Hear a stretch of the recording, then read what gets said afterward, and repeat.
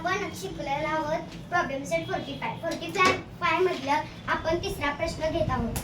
A government office open at 7 in the morning and close at 3 in the afternoon. How long is this office open? इथे सांगितलेलं आहे की गव्हर्नमेंटचं office आहे ते सकाळी 7 वाजता चालू होते व दुपारी 3 वाजता बंद होते. मग इथं सांगितलं आहे की ते ऑफिस किती तास चालू असते. मग इथे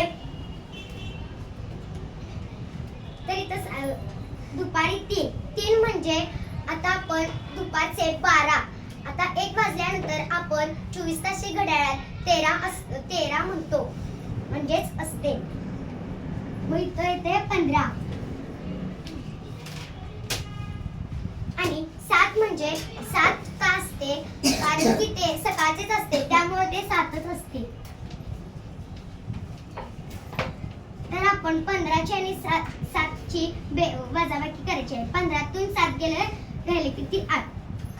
आता गव्हर्नमेंट